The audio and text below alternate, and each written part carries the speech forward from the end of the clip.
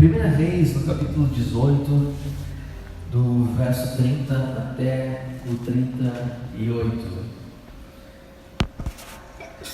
A palavra de Deus diz assim: Então Elias disse a todo o povo: aproximem-se de mim.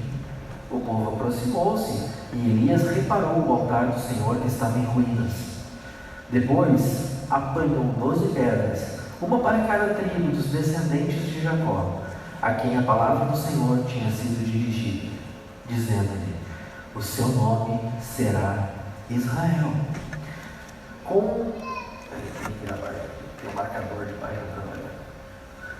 Com as pedras construiu um altar em honra ao nome do Senhor e cavou ao redor do altar uma valeta, na qual poderiam ser semeadas 2 medidas de semente.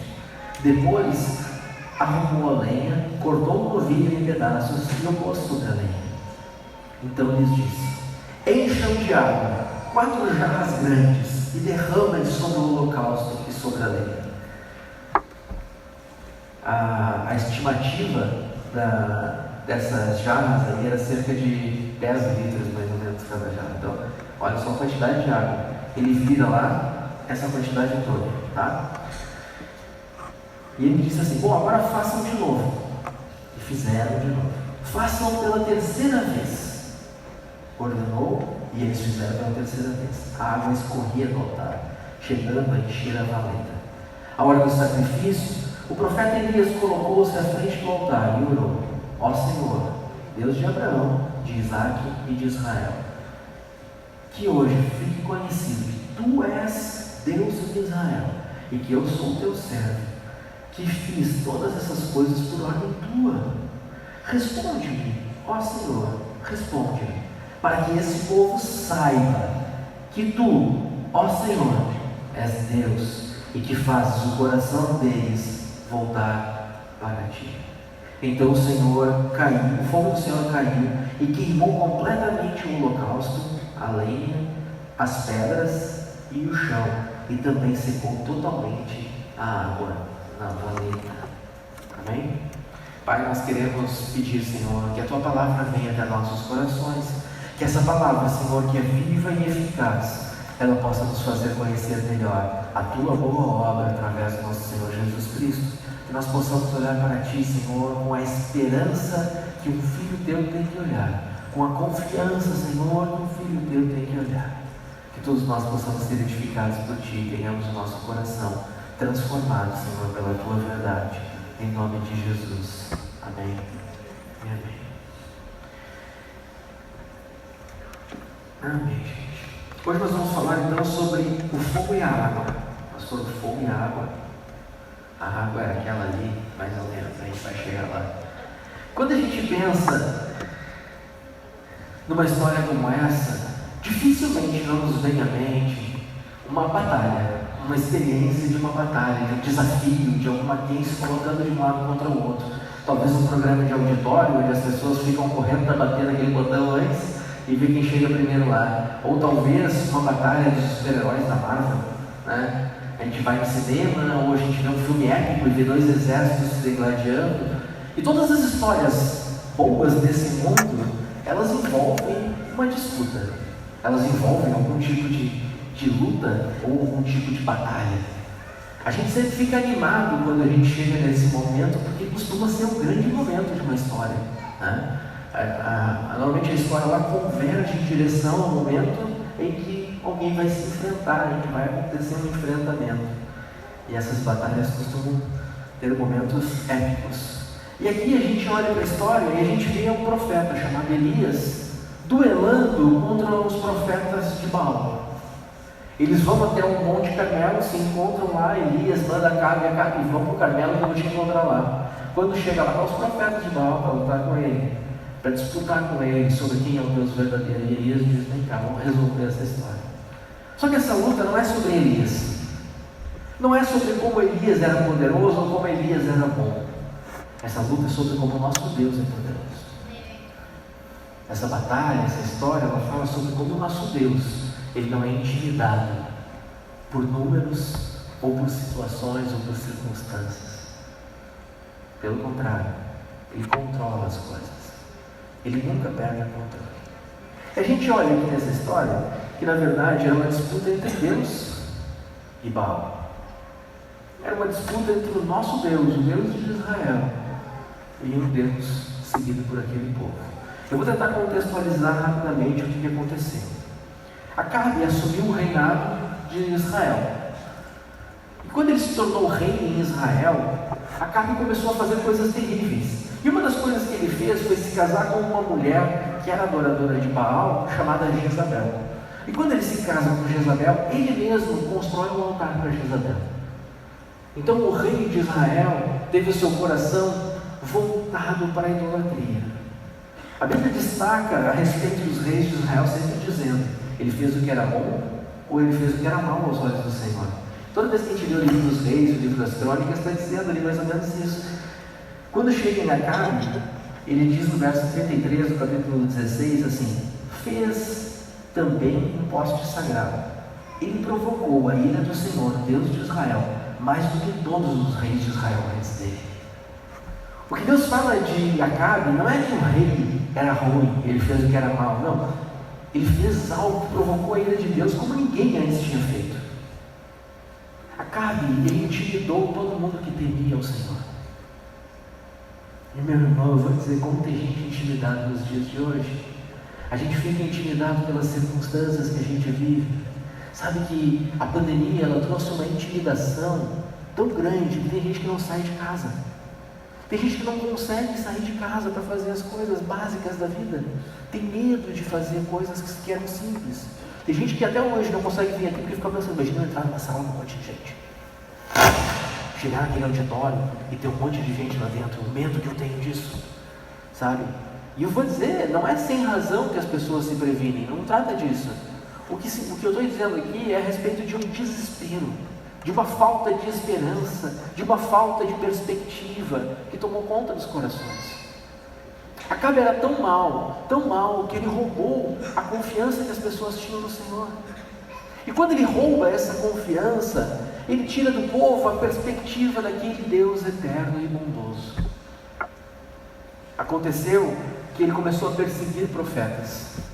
E muitos dos profetas do Senhor começaram a se tornar profetas de Baal. E a situação começou a se agravar, a coisa começou a ficar tão difícil, a coisa começou a se tornar tão crítica, que nós chegamos num ponto em que Elias, ele olha para as circunstâncias e diz: mandado por Deus, não vai chover até que eu ore novamente nos próximos anos. E Elias ora e a chuva para.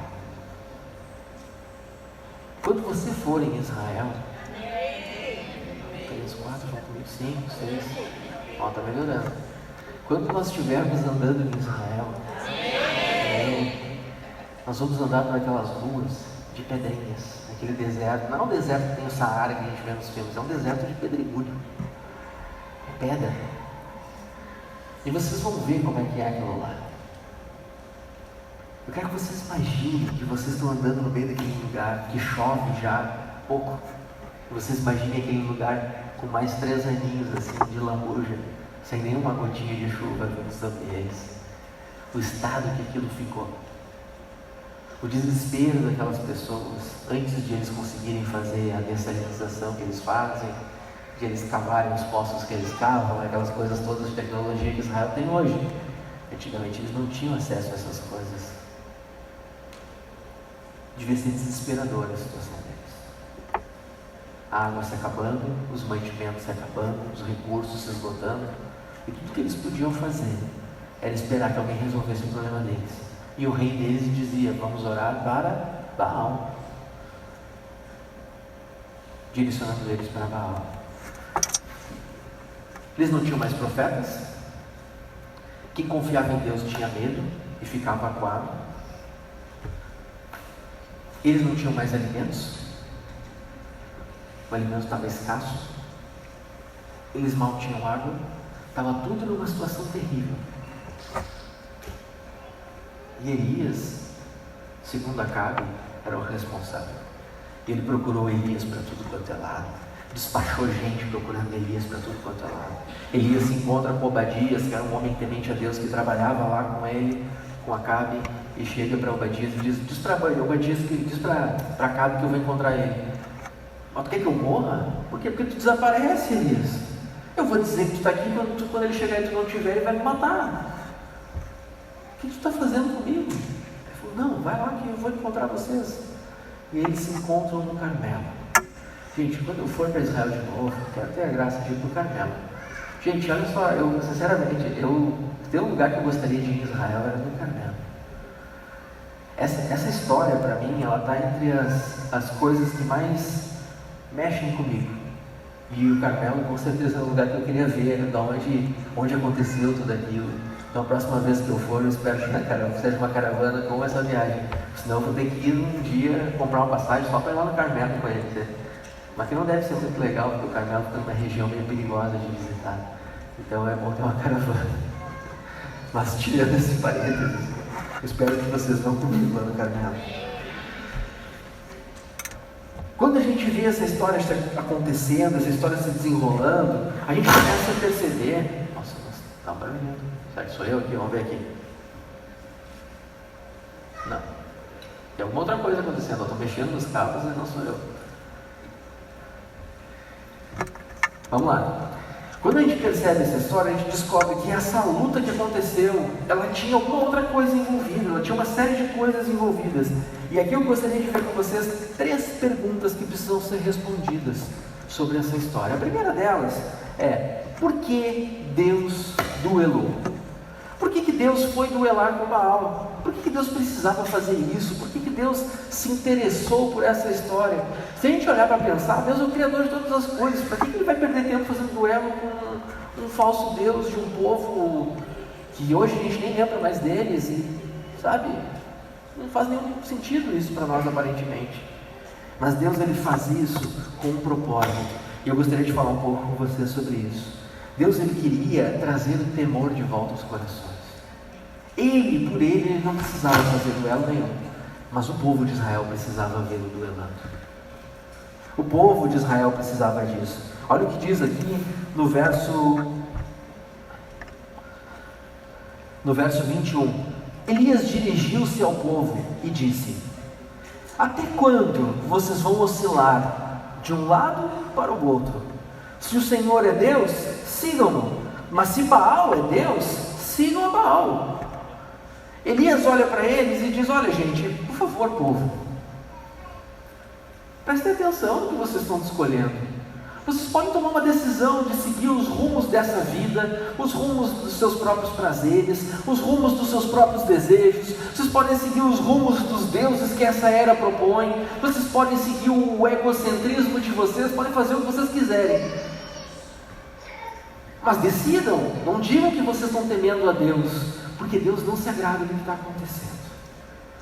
É isso que Ele está dizendo aqui. Ele está dizendo: se vocês querem viver do jeito que vocês vivam, e aguentem as consequências, mas vivam longe de Deus. Mas não digam que vocês temem a Deus. Vocês ficam dizendo que servem ao Senhor, mas ao mesmo tempo não servem. Era isso que Elias estava dizendo. E eu vou dizer, coisa mais triste é o crente Raimundo que tem um pé na igreja e outro no mundo. Gente, não dá. É uma coisa terrível isso. A gente passa a vida inteira vendo pessoas que não se decidem a respeito do que estão procurando. Elas querem, mas querem outra coisa junto. Eu quero Deus, mas eu não sei se eu quero tanto. Quando a gente olha as Escrituras, a gente vê Deus falando com Moisés no momento em que o bezerro de ouro é construído, quando ele desce do Sinai, e Deus fala com ele. Está estranho esse barulho aí. Será que sou eu? Não sou eu, estou mexendo nesse fio. Ô, pessoal, desliga os outros microfones todos aí. Dá uma zerada na mesa aí nas outras coisas. Vamos ver se a gente acha. Eu só estou eu aqui. Não deveria estar fazendo barulho, porque o fio aqui eu estou mexendo bastante. Né? Ó, nem assim não acontece. Nem mexendo direto no plug, então vai. Vamos lá. Onde é que eu estava mesmo? Ninguém lembra. Vamos lá. Até quando então a gente vai cocheando entre dois pensamentos? Oi? Do bezerro de água, o bezerro de ouro. Então Moisés, lá no meio do Egito, quando ele desce lá, ele sai do Egito e eles estão no meio do deserto, eles saem do Sinai. E o que aconteceu lá? O povo construiu um bezerro de ouro para adorar. Qual é a reação de Moisés? Vocês não querem mais adorar a Deus? Deus não divide a glória dele com ninguém. Ou vocês adoram a Deus, ou vocês não adoram. Josué, o versículo dos mais famosos que existe. Todo mundo fala, eu e a minha casa serviremos ao... Todo mundo fala isso. Sabe qual é o contexto desse versículo? É Josué dizendo para o povo de Israel: gente, eu estou encerrando, acabou a minha liderança, acabou meus dias sobre essa terra, eu vou morrer, eu estou velhinho, não dá mais. Mas eu quero dizer para vocês, um dia todos nós vamos prestar contas diante do Senhor, e vocês precisam escolher, povo de Israel, se vocês querem servir ao Senhor, sirvam ao Senhor. Se vocês querem servir aos deuses do Egito, ou aos deuses dessa terra que nós estamos conquistando, sirvam a esses deuses. Eu não sei o que vocês vão fazer, eu sei que eu e minha casa serviremos ao Senhor. Ele tinha uma decisão firme que era inegociável. A gente pensa nos grandes homens que a gente percebe nas histórias, na galeria de Hebreus 11, dos heróis da fé, homens dos quais o mundo não era digno de conhecê-los. E a gente fica pensando que essas pessoas, elas eram uma super pessoa, uma pessoa à prova de erros. E a Bíblia nos diz que não, que eles eram sujeitos às mesmas coisas que nós, inclusive Elias. Mas, o coração deles não negociava. Eles olhavam para o Senhor, apontavam para o Senhor. Quando a gente olha para o Senhor, e o Senhor é a nossa única escolha, a gente vai em direção a Ele. Josué se decidiu pelo Senhor, Moisés se decidiu pelo Senhor. Ele não negociaria para voltar para os deuses do palácio no Egito. Ele estava decidido. Mas a gente tem um exemplo melhor. Lá em Mateus 6, no Sermão do Monte, Jesus diz: acaso pode alguém servir a dois senhores? Não, por quê? Porque há de aborrecer a um e a servir ao outro. Ninguém pode servir a Deus e a Mamon. Jesus já disse isso com todas as letras. Não dá, não tem como. É impossível nós servirmos a dois senhores. Nós precisamos ter a nossa mente voltada para aquele que é capaz de nos transformar. Olha o que diz Jesus em Mateus no capítulo 12. Vamos ler junto aqui. Mateus no capítulo 12. A Bíblia fala quando estavam acusando Jesus de expulsar Satanás em nome do diabo. E ele diz assim: alguém pode entrar na casa sem antes amarrar o homem forte, levar dali os seus bens, sem antes amarrá-lo? Só então poderá roubar os bens. Só então poderá roubar a casa dele. No verso 30 ele diz assim: aquele que não está comigo está contra mim. Aquele que comigo não ajunta, espalha. O que Jesus está dizendo? Quem está em cima do muro não é meu. Se vocês estão na dúvida se vocês são de Baal ou se estão de Deus, vocês não são meus. Porque só é meu aquele que cuida dos meus interesses. Deus se apresenta a Israel nos 10 mandamentos. Ele começa dizendo: eu sou um Deus zeloso, que abençoo 1000 gerações daqueles que me amam. Deus, ele se importa em não ser o exclusivo. Hoje em dia a gente vê coisas do diabo querendo colocar para nós que casamento pode ser um relacionamento aberto. O diabo tenta fazer com que o casamento seja distorcido e que a gente pode ter outras coisas. Se hoje eles não nos oferecem novos ídolos, eles nos oferecem novas fontes de relacionamento, para que no fundo a gente comece a olhar sempre para o lado, para perceber se não existe uma outra opção, um outro cônjuge, uma nova possibilidade além do Senhor. Deus olha para nós e diz: eu só tenho uma noiva, e o meu Espírito está preparando a minha noiva, e eu voltarei para buscá-la. Nós somos a noiva do Senhor. Então, o nosso Deus, Ele é zeloso e Ele não divide com ninguém aquilo que é dele.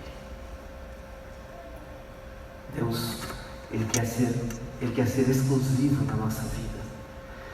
E é muito interessante porque Deus, Ele vai duelar exatamente porque o povo se desfez disso. O povo desconsiderou essa verdade. Quando o povo diz, não, eu aceito Baal aqui, Deus olha e diz, então não vai chover. Por que Deus tirou a chuva? Você já viu uma pessoa ficar se sentindo humilde e humilhada quando as coisas estão bem? Deus faz o povo sentir dor, angústia e se lembrar que eles precisavam pedir socorro. Meu irmão, como é duro quando a gente está passando por um momento de correção, quando a gente está passando por um momento de refinar quem nós somos. Lá em Apocalipse, o próprio Jesus diz para a igreja de Laodiceia, ele diz assim, aconselho-te que de mim compres ouro refinado pelo fogo, ou seja, aquilo que passa pelo fogo se torna mais puro. Muitas vezes nós precisamos ser esse povo que passa pelo fogo para ficar mais puro, e no fogo queima, o fogo dói, mas quando a gente passa pelo fogo, nós nos tornamos mais puros, nós somos transformados para sermos essa noiva, sem máculas, sem rugas. O povo estava passando por dores, estava passando por angústia, mas quem tinha mandado aquilo? O profeta do Senhor, segundo a própria ordem do Senhor. Ele vai lá e diz, Elias, vai lá e ora lá e manda parar de chover, porque esse povo precisa sentir na pele o abandono que eu estou sentindo. E quando o povo percebe o que é ser abandonado, eles podem ver que eles abandonaram o Senhor. Muitas vezes a gente começa a dizer, Senhor, onde é que está o Senhor na hora da minha angústia? E quantas vezes a gente se lembra quando está tudo bem que a gente abandonou o Senhor? Será que a gente percebe o abandono que a gente deu para Ele? Ou a gente só percebe quando as coisas estão ruins, um abandono dEle? Eu vou dizer, o Senhor não te abandonou. Ele não te abandonou. Isso que você está passando vai passar. Vai passar. Ele não te abandonou. Agora a gente olha para cá para o texto e a gente vê ele dizendo para eles: até quando vocês vão oscilar de um lado para o outro? Deus, Ele viu que tinha um povo fraco, um povo já cansado, um povo já moído pelas suas dores, angustiado porque estava padecendo. E ele diz: Elias, vai lá ver Acabe agora. Acabou o tempo de ficar longe de Acabe. Agora chegou a hora de você se apresentar diante dele e resolver isso. Não ri, Thais. Não ri. Acabou o tempo. Chegou a hora de você chegar diante dele e se apresentar diante do rei. E você vai chegar diante do rei de Israel e vai dizer para ele: vamos ver quem é Deus e vamos ver se ele está fazendo as coisas do jeito certo. Ele se apresenta diante do rei e o rei diz assim: povo, venha todo para cá agora. E vai todo mundo lá. Ele diz o texto que eles não estavam no topo do Carmelo, eles estavam sobre o monte, mas não estavam no topo, porque se estivesse no topo provavelmente não caberia todo mundo ali, né, do povo, mas eles estavam mais perto da base provavelmente. E eles reuniram o povo e eles começaram esse grande duelo. O que era o duelo? 2 novilhos foram trazidos pelo povo, foram entregues pelo povo para que Deus se revelasse. Se assemelha muito às ofertas que eram feitas em Israel, porque os sacrifícios eram ofertados ao Senhor, enquanto os sacrifícios eram oferecidos, o aroma suave subia diante da presença de Deus. Deus descia no dia da expiação, depois de novilhos serem sacrificados. Então, tem muitas coisas interessantes. Mas é muito curioso, porque um dos novilhos fica com Baal para Baal fazer nada. E um dos novilhos vai para a presença de Deus, diante do profeta.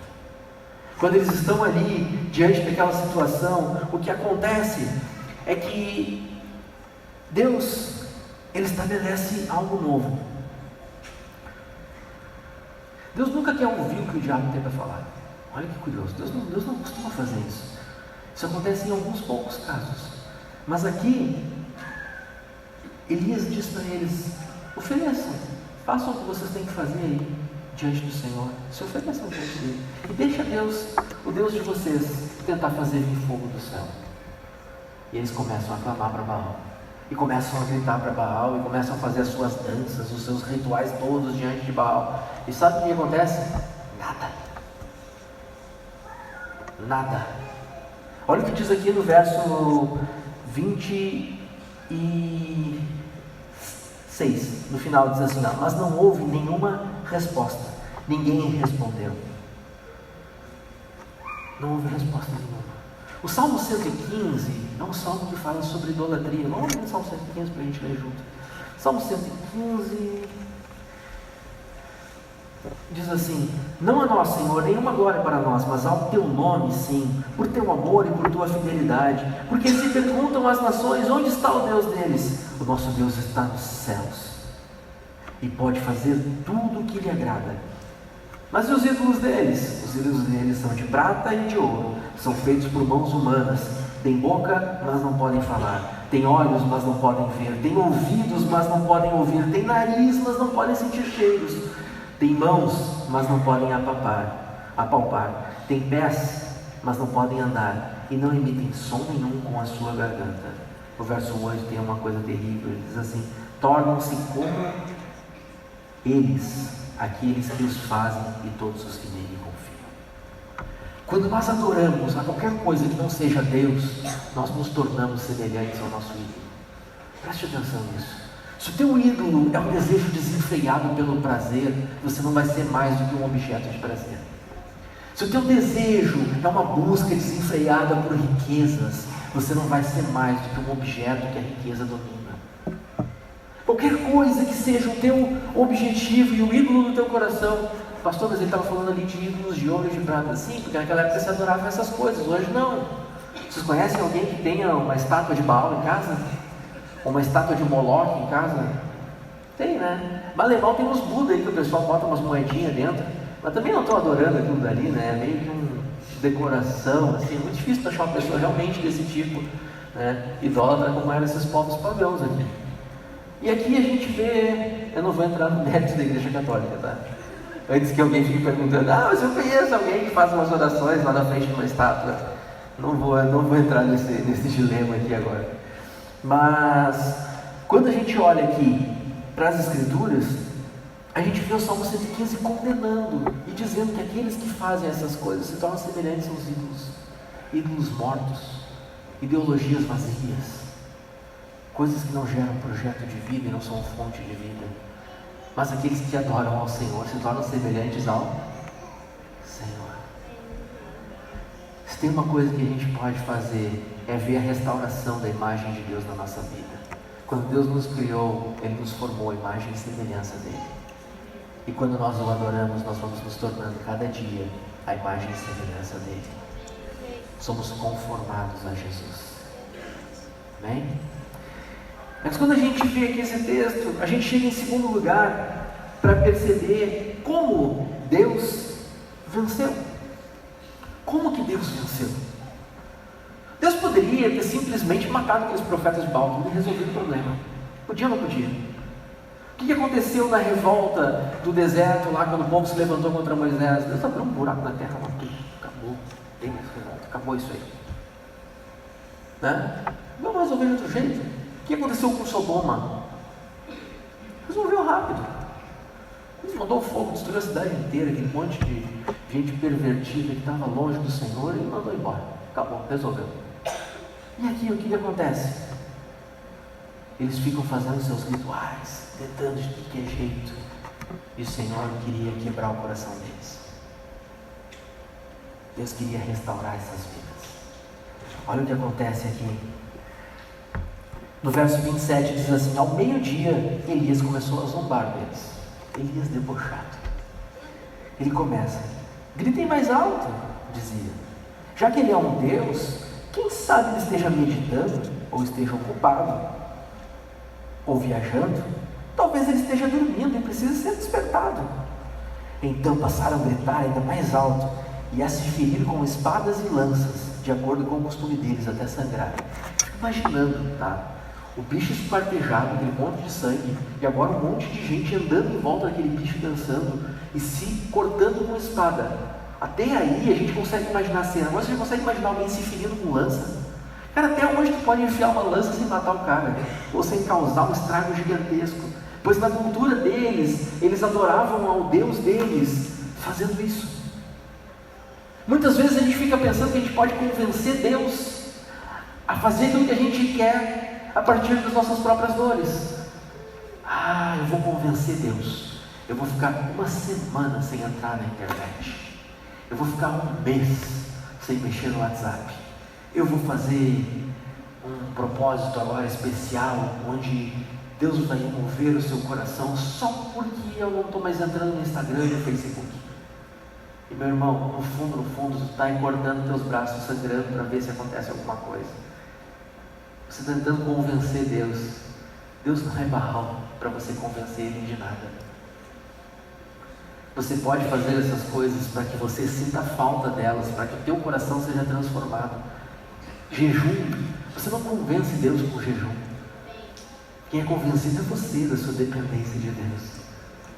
E muitas vezes a gente fica pensando, eu vou fazer as coisas agora e Deus vai ouvir porque Ele não vai. Não! Tu não está falando de um Deusinho desse tamanho, tu está falando do Criador de todas as coisas. Ele não precisa de ti para nada. Para nada.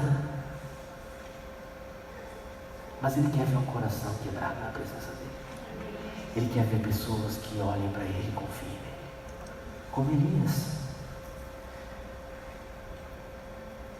O verso 29 diz assim: passou o meio-dia e eles continuaram profetizando em transe até a hora do sacrifício da tarde. Qual é a hora do sacrifício da tarde? Às 3 horas da tarde. Mas não houve resposta alguma.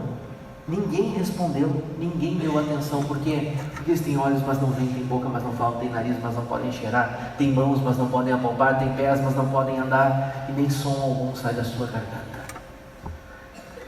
Nada aconteceu. Nada aconteceu. Ficou aquele silêncio absurdo. Às 3 horas da tarde disse: agora é a hora do sacrifício de verdade. Vocês tentaram o dia inteiro, desde a manhã, mas às 3 horas da tarde é a minha vez. Agora deixa eu fazer aqui. Pessoal, tragam água e começa a encher de água. O de vocês era uma lenha sequinha. O meu não, vai ser com água.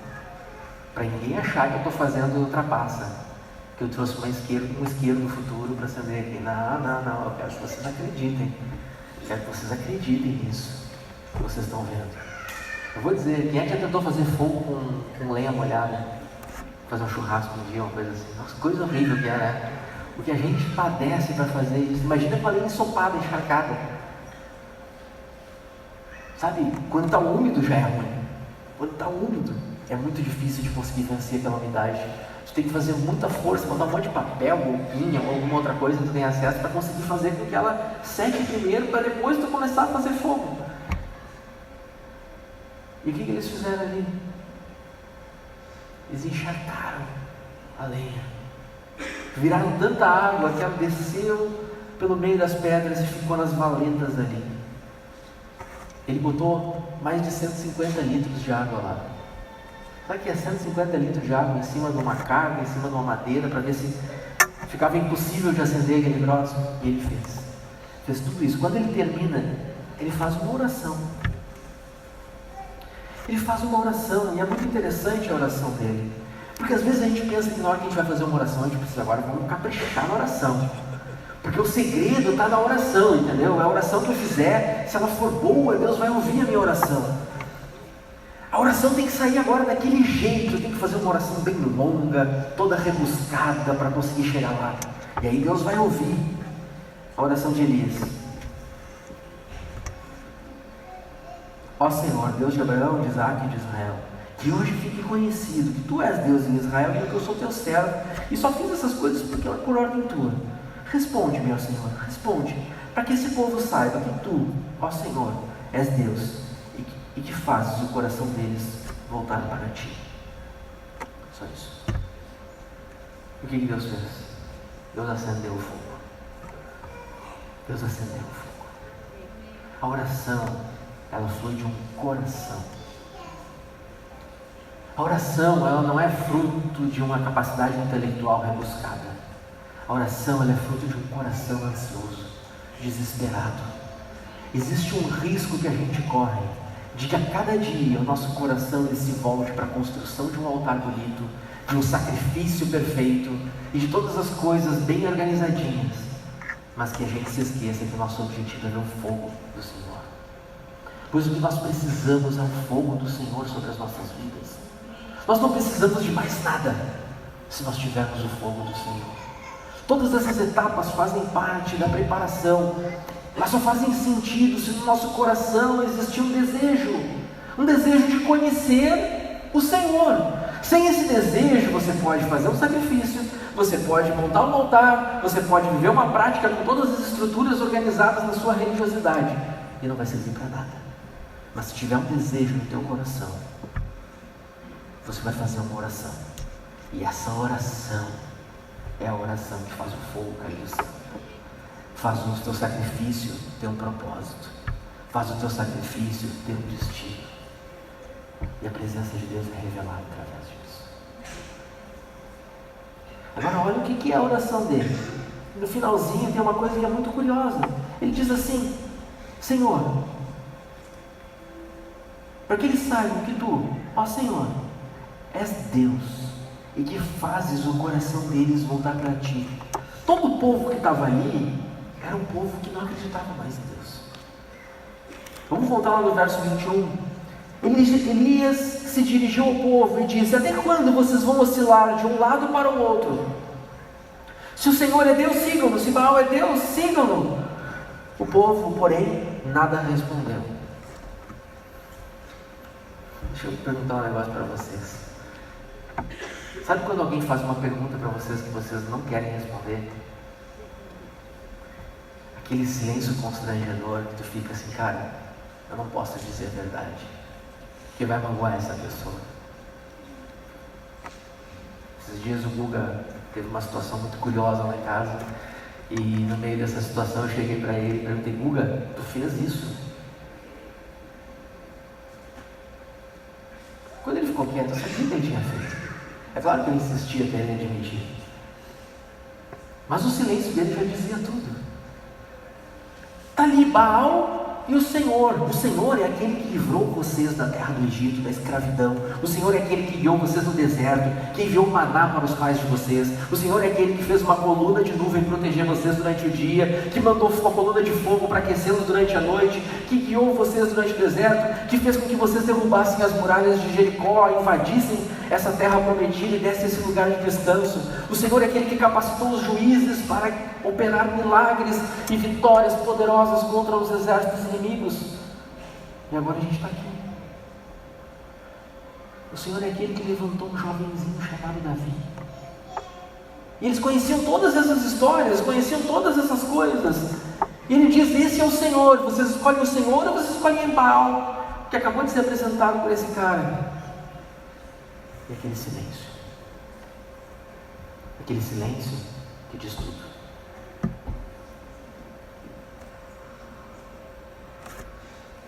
O que Elias queria na sua oração é que o coração deles se voltasse para Deus.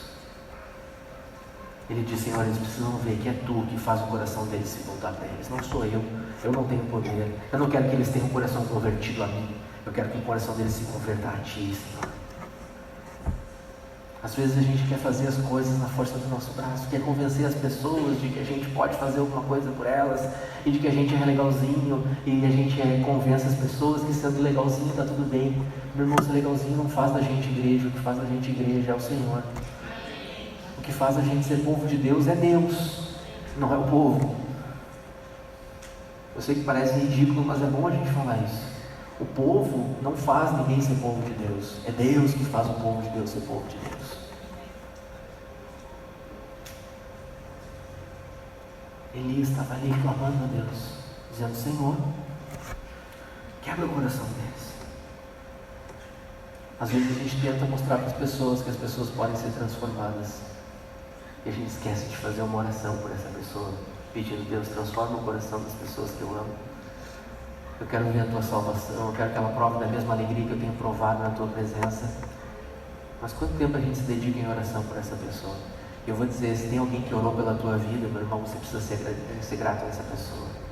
Quando alguém diz assim: nós estamos orando por ti, Isso é motivo de grande alegria, porque orar por alguém é uma demonstração de amor. Elias podia ter dito: Senhor, que o teu fogo agora não venha consumir a oferta, mas consuma esses profetas profanos de Baal. Não, Elias faz uma oração e diz: Senhor, que o coração deles se volte para ti. Que o coração deles se volte para ti. Deus venceu a batalha. Olha o que diz aqui no verso 39, diz assim: quando o povo viu isso, todos caíram prostrados e gritaram: o Senhor é Deus! O Senhor é Deus! O que eles gritaram? O Senhor é Deus. Mas quem que é esse povo? É aquele que ficou pianinho. Um pouco antes, quando ele perguntou: vocês querem Deus ou vocês querem Baal? Deus, né? Agora eles olham e dizem: o Senhor é Deus, e se ajoelham. E Elias olha para eles e diz assim: então Elias ordenou-os. Elias era demais: prendam os profetas de Baal, não deixem nenhum escapar. Eles os prenderam e Elias os fez descer o riacho de Quizon e lá os matou. Aqueles que estavam ali no meio daquela cerimônia terrível, fazendo aquelas coisas ali, e que não se prostraram diante do Senhor como o povo que se arrependeu, esses provaram do juízo de Deus. Mas quem que foi fazer essa coisa toda? Foi Elias? Foi o povo que se arrependeu. Deus usou alguém que tinha acabado de se arrepender para trazer o juízo dele. Às vezes a gente fica pensando: não, mas faz pouco tempo que eu estou aqui na igreja, eu ainda não tenho muita coisa para dizer para ninguém, eu ainda não posso apresentar a justiça de Deus para ninguém, eu ainda não tenho condições de explicar o que Deus tem para fazer na vida de alguém. Pois aqui eles tinham acabado de se voltar para o Senhor, e Deus já estava usando eles para operar a sua justiça nessa terra. Eu não estou dizendo para vocês saírem daí com uma espada na mão, por favor. Estou dizendo para vocês prestarem atenção ao que Deus quer fazer através da vida de vocês. Ninguém é fraco demais para não ser usado por Deus. Ninguém é inútil demais para ser usado por Deus. Deus é capaz de fazer com que qualquer um de nós se torne um instrumento poderoso nas suas mãos, para revelar para esse mundo que Ele é um Deus justo e misericordioso. E aí vem aqui a terceira pergunta que a gente precisa. Qual é a terceira pergunta? Cadê a água? A água é a água aquela dali? Eu falei que não era. Então cadê a água? Verso 41 diz assim: Elias disse a Acabe: vá comer e beber, pois eu já ouço barulho de chuva pesada. Então Acabe foi comer e beber. Mas Elias subiu até o alto do Carmelo, dobrou-se até o chão e pôs o rosto entre os joelhos. Vá e olhe na direção do mar, disse ao seu servo. Ele foi e olhou. Não há nada lá, Senhor. Não há? Tudo bem. E ele disse: volte lá para ver 7 vezes. E na 7ª vez o servo disse: uma nuvem tão pequena quanto a mão de um homem está se levantando no mar. Então Elias disse: vá dizer a Acabe: prepare seu carro e desça antes que a chuva o impeça. E enquanto isso, nuvens escuras apareceram no céu, e começou a ventar e a chover forte, e Acabe partiu de carro para Jezreel. O poder do Senhor veio sobre Elias, e ele, prendendo a capa com o cinto, correu à frente de Acabe por todo o caminho até Jezreel. Como é que essa história ela se desfecha no Monte Carmelo? Ela encerra com chuva vindo do céu, com água vindo do céu. Deus faz cair fogo, depois ele faz cair água.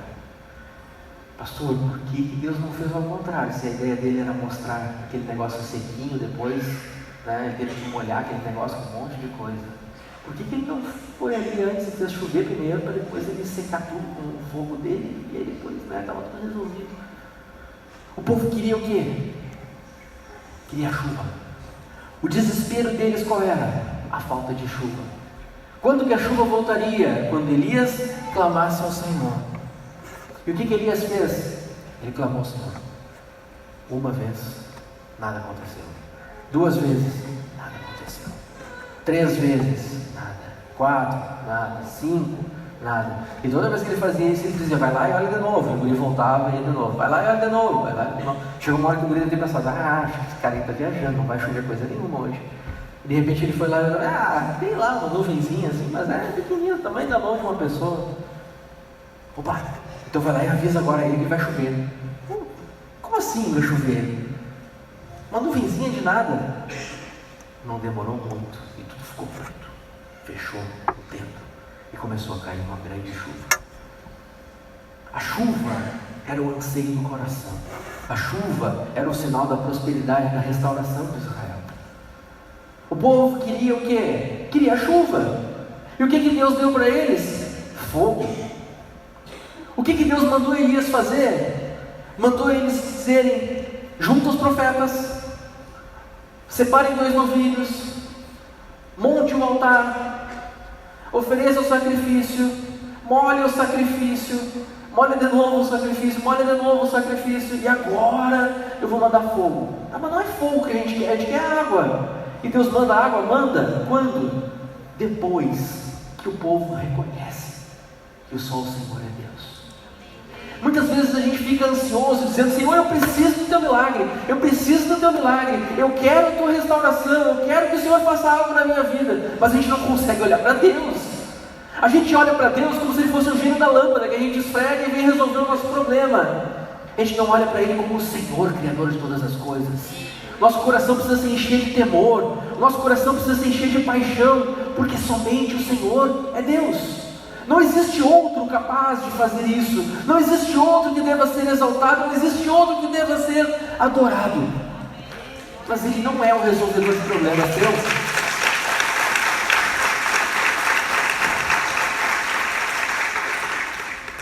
Deus não é o resolvedor de problemas. O que Deus é? Ele é Senhor. Ele é Senhor.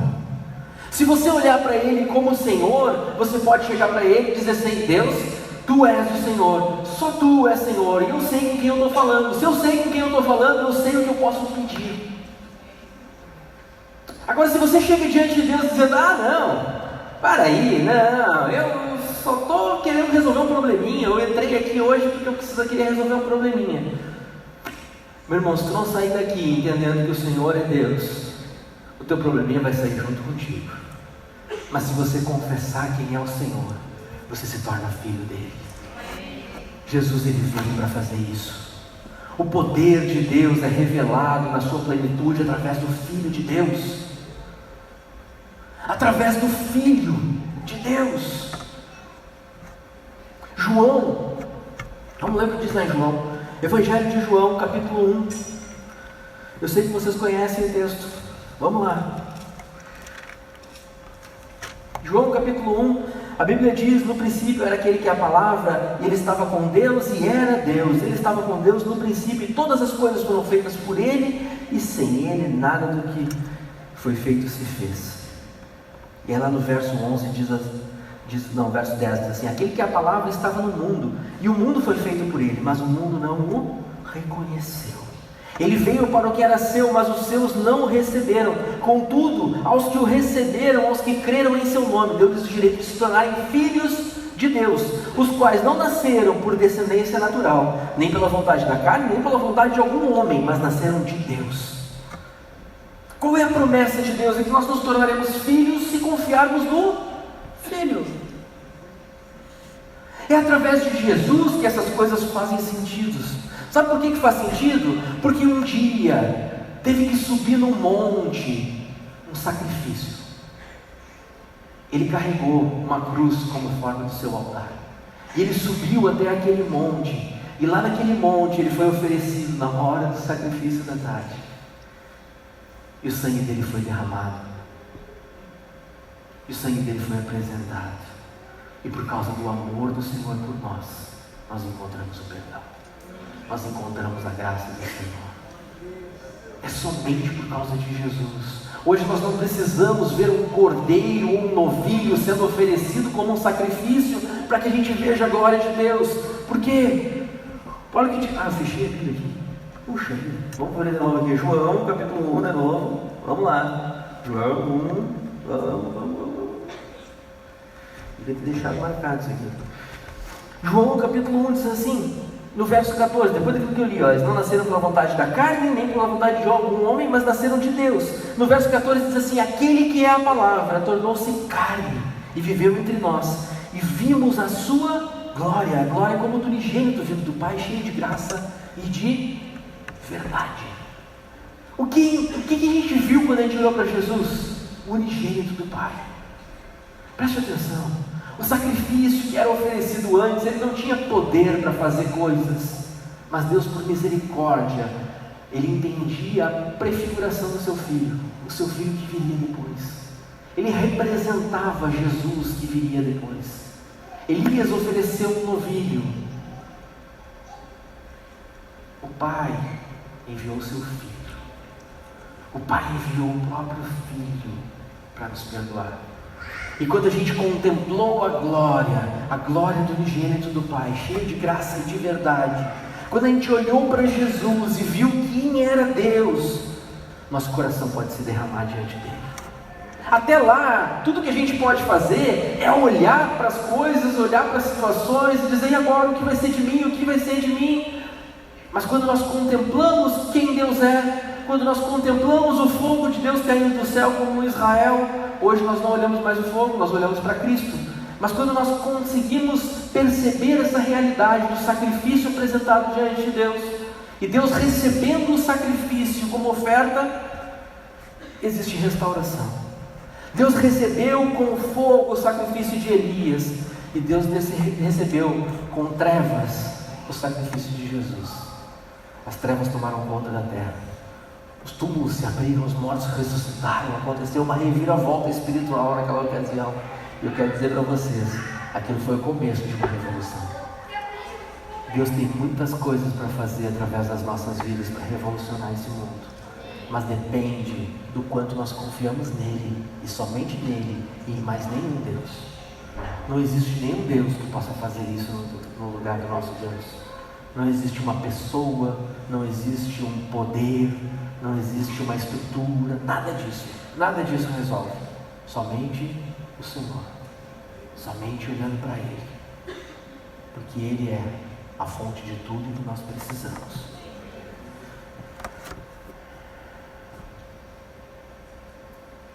Mais do que de uma provisão, nós precisamos de uma confissão. Para nós encerrarmos, eu gostaria de convidar vocês a olharem para dentro do coração, a olharem para dentro de si e perceberem se dia após dia o que nós fazemos diante de Deus é confessar a nossa dependência, é confessar a nossa confiança, ou é ficar pedindo coisas.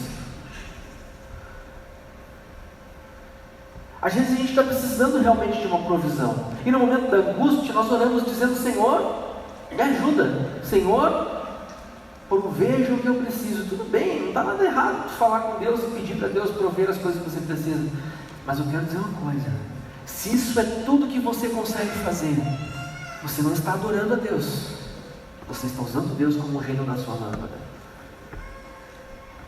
Agora, se no teu coração existe uma confissão, se no teu coração existe um desejo de conhecer a Deus, de contemplar a glória do Senhor, de ouvir a sua voz, você vai ver coisas grandiosas acontecendo na tua vida, porque você não depende mais dos seus sentimentos, você depende de Deus, você pertence a Ele.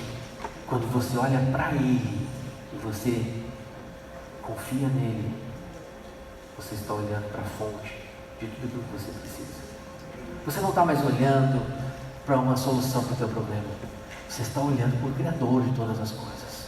Se o teu problema foi algo, é a falta de algo que foi criado por Deus, ou somente o Criador poderia resolver, bom, então é com Ele que está a saída.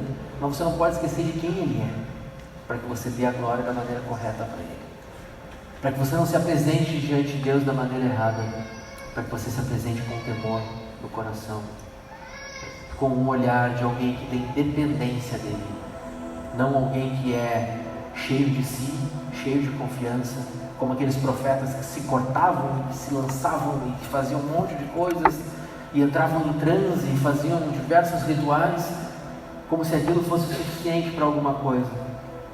E o que aconteceu? Nada. Até que Elias só orou, uma oração simples, reconhecendo que Deus é poderoso, reconhecendo que Deus é suficiente e reconhecendo que Deus é misericordioso para salvar. Isso tem que estar no nosso coração, o reconhecimento de quem Ele é e o poder que Ele tem para salvar. Eu quero convidar vocês para ir agora.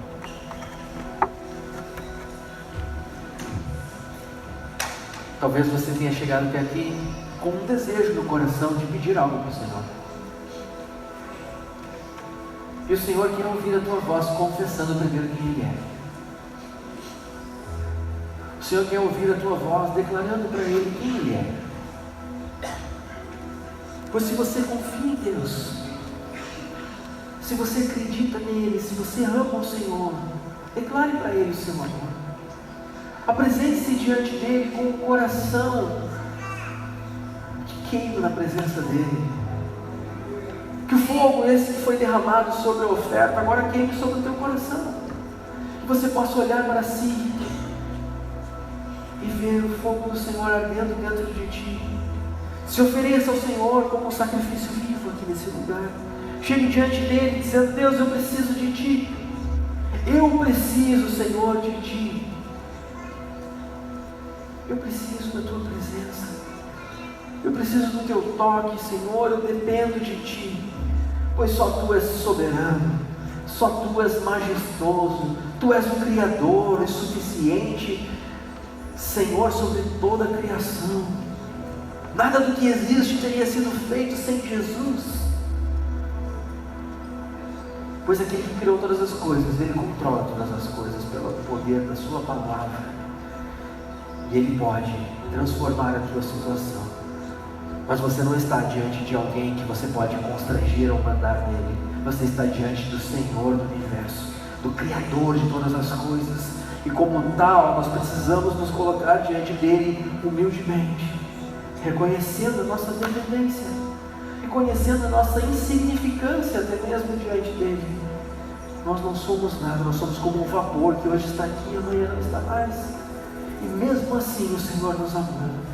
Mesmo assim o Senhor se importou conosco e nos ofereceu o seu Filho naquela cruz. Por causa desse amor nós podemos chegar diante dele, reconhecer que Ele é Senhor, reconhecer que Ele é fogo consumidor, reconhecer que Ele é todo poderoso e reconhecer que Ele também é amor, misericórdia e que está próximo do coração quebrantado, que Ele tem ouvidos atentos para ouvir o nosso clamor, que Ele não tem sua mão encolhida para não nos abençoar. Pai, nós confiamos em Ti, Senhor. Nós somos a Tua igreja, Senhor, que está aqui agora para reconhecer que precisa de Ti. Recebe o clamor dos Teus filhos, Senhor. Cada voz que se levanta agora, Senhor, para orar aqui nesse lugar, que o Senhor possa ouvir as orações, que o Senhor receba, Senhor, cada clamor aqui. Assim como um dia Elias fez uma oração simples, mas com um coração sincero. Que o Senhor venha agir, Senhor, através da vida dos Teus filhos, Senhor. Que a oração sincera, Senhor, seja ouvida. Porque nós Te amamos, Senhor. Porque nós confiamos em Ti. Tu és a nossa força, a rocha da nossa salvação.